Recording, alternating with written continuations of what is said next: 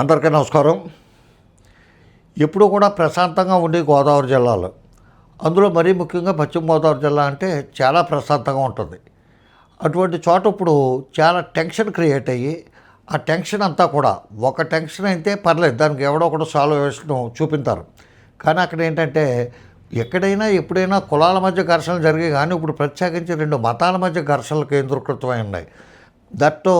దానికి తోడు దళితులు దళితేతరులు అదొక గొడవ, దళితులు దళిత క్రిస్టియన్స్ మధ్య విభేదాలు, అదేవిధంగా ఇద్దరు వ్యక్తుల యొక్క వ్యక్తిగత ఈగోలు, వ్యక్తిగత ప్రెస్టేజ్లు, ఆధిపత్య పోరు ఇవన్నీ పట్టుకొచ్చి ఆకివీడులో కేంద్రీకృతమై ఉన్నాయి. దానికి తోడు దేవాలయాలకు సంబంధించి అమ్మవారి దేవాలయం అని చెప్పి ఒకళ్ళు కాదు, అక్కడ రామాలయం ఉండేది, ఆ రామాలయం పాడుపడిపోయింది, ఇప్పుడే గుర్తొచ్చింది నాకు. అందుకని చెప్పి ఆ రామాలయం పునరుద్ధరణ చేసి అయోధ్య రామాలయం పట్టుకొచ్చి ఇక్కడ పెడతాం కానీ, లేకపోతే కొత్తగా రామాలయం కడతాం కానీ చేద్దామని చెప్పి ఒక వర్గం వీళ్ళు ప్రయత్నాలు ప్రారంభించారు. ఈ లోపల సందట్లో సడేమయ్యా అని చెప్పి నాయకత్వం అయిందాం ఇట్లన్నిటికి అని చెప్పి కొంతమంది గొడవ నేను పరిష్కారం చేసేస్తాను, నన్ను రమ్మంటే మరి నేను వస్తాను, బట్టలు వేసేసుకుని రెడీగా ఉన్నాను అని చెప్పి కొంతమంది పోప్ జాన్ పాల్ లాంటి వాళ్ళు కొంతమంది తయారయ్యారు. కొంతమంది పని పాటలు లేని వాళ్ళని ఖాళీగా అయితే మా ఏరియాలో ఖాళీ ముగ్గు కొట్టాలంటారు. వాళ్ళు చెలో ఆక్విడ్ అని చెప్పి వాళ్ళు ఒకళ్ళు బయలుదేరారు. ఇవన్నిటినీ సమర్థవంతంగా ప్రభుత్వం ఎప్పుడూ అణచివేయచ్చు, కానీ దీన్ని ఎందుకో సాగదీస్తారు. ఇకపోతే ఆక్విడ్ పోలీసులు కొంతవరకు, పోలీస్ వ్యవస్థ ఆక్విడనే కాదు, ఎవడు చెలో ఆక్విడ్ అన్నా అక్కడే ఆపుతున్నారు. కానీ ఏంటో ఈరోజు ఒకటి కనపడింది. ఈరోజే ఒక పెద్ద మనిషి చెలో ఆక్విడ్ అని పిలిపించాడు. ఈయన పేరు రాధా మనోహర్ దాస్. సభ్యత సంస్కారం ఏమాత్రం లేని పక్కా హిందూ అభిమానం అని చెప్పి చెప్పుకునే ఈ రాధా మనోహర్ దాస్ 5 ఏప్రిల్ అంటే ఈరోజే మధ్యాహ్నం 2 గంటలకి చెలో ఆక్విడ్ అని పిలిపించాడు. అక్కడ అసలే అంత టెన్షన్లో ఉన్నారు. మరి ఈయన వచ్చి అక్కడ ఏం ఉద్ధరింటాడో, దట్టో ఇతని మెంటాలిటీ మంచిది కాదు, ఇతని నోరు మంచిది కాదు, ఇతని భాష మంచిది కాదు, ఇతను సంస్కారహీనుడు. ఇతన్ని ఎంత సంస్కారహీనుడు కాకపోతే చిన్నజీఆర్ స్వామి గారికి ఇతను సాష్టాంగ ప్రమాణం చేశాడు. అతను దూరం జరిగాడు, గమ్ముని ఎక్కడ ముట్టేసుకుంటాడో కాళ్ళు అని చెప్పి. తర్వాత ఇతనికి ఏదో పండో పుష్పమో ఏదో ఇస్తానికి ఇలా 2 అడుగులు పైకెత్తి చెయ్య, అక్కడి నుంచి అలా ముష్టి వేసినట్టు, ముష్టోడు కూడా మనం గౌరవంగానే వేస్తాం, అంతకంటే దారుణంగా వేశారు ఈ రాధా మనోహర్ దాస్ అనేవాడికి. ఎందుకంటున్నానంటే మన దేవుడిని మనం పూజించుకోవచ్చండి.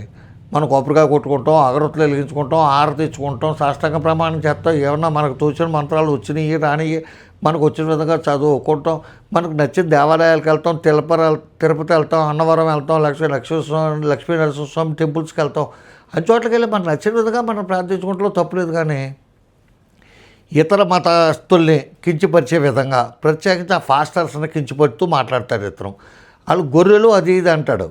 ఒకళ్ళ ఇద్దరు ఉండొచ్చు, లేకపోతే ఒక 10% ఉండొచ్చు, లేకపోతే 90% ఉండొచ్చు. వాళ్ళ ఫాస్టర్స్ ఏమీ గొప్ప వాళ్ళు, నీతి నిజాయితీ గల వాళ్ళు, చాలా సంస్కారాలు అని కాదు. వాళ్ళు కూడా ఈ రాధా మనోహర్ దాస్ కంటే కూడా అసహ్యకరమైన వ్యక్తులు అందులో కూడా ఉన్నారు. వీళ్ళిద్దరూ మాట్లాడుకోవటంలో 2 కులాలని 2 మతాలని చాలా కించపరిచే విధంగా ప్రవర్తిస్తారు. దానికి తోడు వీళ్ళు అక్కడితో ఆగరు. ఏదైనా మంచి డిస్కషను ఆ పుస్తకాల్లో ఎలా ఉంది దానికి అర్థం చెప్పని ఆ డిస్కషన్ కాదు, ఎక్కడో చిన్న బిట్టు పట్టుకొచ్చి ఏ భగవంతుడు ఎవరికి పుట్టాడు, ఎలా పుట్టాడు, ఎందుకు పుట్టాడని ఈ వికట ప్రశ్నలు, వికట సమాధానాలు, బూతులు, అసభ్యకరమైన మాటలు మాట్లాడి వీళ్ళు దైవానికి సంబంధించిన ప్రతినిధుల కింద కాషాయ బట్టలు అవి కట్టుకుంటూ చాలా దరిద్రం. దాంట్లో ఈ రాధా మనోహర్ అనే అతను ఇప్పుడు ఆకివీడు వచ్చి ఏం ఉద్ధరింటాడంట, ఆ గొడవలకు వెలుగుతూ మళ్ళీ అక్కడ ఆ క్రిస్టియన్స్ని వాళ్ళని కించపరుస్తూ, దాని ద్వారా ఆ దళితుల్ని కించపరుస్తూ, దళితేతరుల మీదకి వాళ్ళని ముసుగొల్పుతూ, దీని వెనకాల ఉండి చోద్యం చూసి వీడికి పెద్ద విస్తరాకులో ఎంత నెయ్యి వడ్డించి, పప్పు వడ్డించి, 10 మాంసం వడ్డించి భోజనం పెడితే తినేసి పేర్లు ఎడతా అందరినీ రెచ్చగొట్టి వెళ్ళిపోతాను తప్ప వీడికి పని ఏంటంటే అక్కడ అన్ని చోట్ల కట్టడి చేస్తున్నారు. వీడు ఇంత పబ్లిక్గా ఇచ్చినప్పుడు అన్నీ ఆపాలి, ఆడింట్లో ఆపాలి, లేకపోతే ఆకివీడు వచ్చి తీసుకెళ్ళి స్టేషన్లో పాడేస్తే ఓ 4 రోజులు ఉంచి ఆ ప్యాకెట్ భోజనం ఏదో పట్టుకొచ్చి పాడేస్తే ఆడే దారిలోకి వచ్చేస్తాడు. ఇటువంటి అసలు కనపడిన వెంటనే కాచి పడేయాలండి సొసైటీలో. ఎందుకు చెప్తానంటే ఈ రాధా మనోహర్ అనేవాడు కానీ, లేకపోతే వీడి వెనకాల ఉండి పురక్షేపణ చేస్తున్న వ్యక్తులు కానీ ఎవరైనా ఎవరిని చంపేద్దామనంటే మీరంతా ఏసీ రూముల్లో ఉంటారో, చిన్న గొడవ జరిగితే హైదరాబాద్ పారిపోతారో, లేకపోతే ఊటీ కొడైకెనాల్ పారిపోతారో, లేకపోతే అజ్ఞాతంలోకి వెళ్ళిపోతారు. అటుపక్క పెద్దలు ఇటుపక్క పెద్దలు కూడా. బలైపోయేది ఎవరంటే సాధారణ ప్రజానీకం.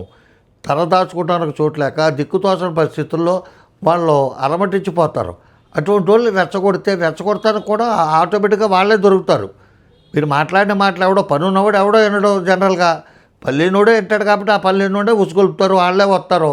హిందువులు లేకపోతే దళితులు, ఈ క్రిస్టియన్స్ వీళ్ళ రకరకాలుగా ఈ గొడవల వల్ల ప్రేరేపితమై ఎవరైనా ఒక్క మనిషి చచ్చిపోతే ఆ ప్రాణం ఎవడో తీసుకురాలేడు. రెచ్చగొట్టి కొట్లాటకు తీసుకొచ్చి మొన్న జరిగిన గొడవకి జనసేనకి ఏమన్నా సంబంధం ఉందా?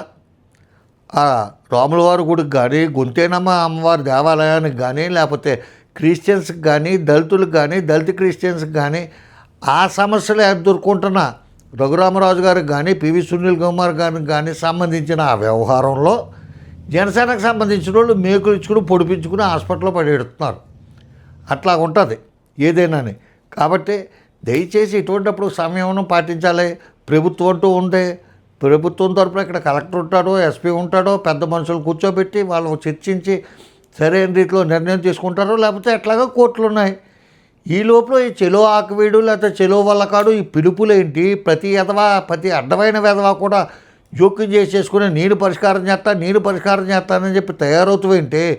ఎవడ బాబు సమ్మని చెప్పి మీరు కూర్చొని పలావులు తినేసి బీర్లు తాగేసి పరిష్కారం చేసేస్తానికి ఎవడికి సంబంధించిందంటే ఒక కాన్స్టిట్యూషన్ అంటూ ఉంది. దాని ప్రకారం పోవాల్సిందే. ఎవడైనాని చర్చిల సమస్య నేను పరిష్కారం చేసేస్తానని చెప్పి ఒక పెద్ద మనిషి తయారవుతాడు. ఆడు నోరిప్పితే బూతులే. ఆడు పెద్ద మనిషి కింద వస్తాడంటే ఆడు తరపున ఇంకో పెద్ద మనిషి ఏమో ఆడికి స్వాగతం పలికి దండేసి రండి సార్ అని చెప్పి ఆయన ఒక సింహాసనం కూర్చోబెడతాడు. రేపు పొద్దున పెడతాడు, పోస్టులు పెడతాడు. అయ్యి బాబోయ్, రాజులు ఆతిథ్యం అంటేనే ఆతిథ్యం అండి బాబోయ్, మా గురుగారు ఆతిథ్యం అంటే బాబోయ్ అని చెప్పి ఆడు పోస్టులు పెడతాడు. ఎందుకంటే దరిద్రం అంతానే ఎవరిని రెచ్చగొట్టి ఎవరిని బలి తీసుకుందామని. మీరు సక్రమంగా మీకున్న పదవులు కానీ, మీకున్న వ్యవహారాలు కానీ, మీకున్న వ్యాపారాలు కానీ మీరు చేసుకుంటే మిమ్మల్ని ఎవడో క్వశ్చన్ చేయడు. మీరు ప్రజలను రెచ్చగొట్టేస్తా సోషల్ మీడియాలో పోస్టులు పెట్టేసి ఆడెవడంటానికి ఈడెవడంటానికి అంటే కుదరదు. ప్రతి ఓడు క్వశ్చన్ చేస్తాడు, ప్రతి క్షణం క్వశ్చన్ చేస్తారు. ఎవడు చేసినా చేయకపోయినా నేనైతే క్వశ్చన్ చేస్తాను. నాకు బొత్తిగా పని పట్టలేనివాడు ఎవడైనా ఉన్నాడంటే తెలుగు రాష్ట్రాల్లో నేను ఒక్కడనే. కాబట్టి ఎవరిని రెచ్చగొట్టదు, ఎవరు చావుకులకి కారణం కావద్దు, ఎవరో దెబ్బలు తినొద్దు అంటే మీరు రెచ్చగొడతా మానేయండి. ఎవరి పని ఆడు చేసుకుంటాడు. ప్రజలందరినీ రెచ్చగొట్టద్దని మరొకసారి చెప్తూ ఇటువంటి చెలో ఆకువీళ్ళు చెలో వలకాళ్ళు పిలుపులు ఇవ్వద్దని చెప్పి ఈ సోకాళ్ళ కాళీ ముగ్గొట్టాలకి తెలియజేస్తూ నమస్కారం. రామాంధ్రరావు. జై హింద్.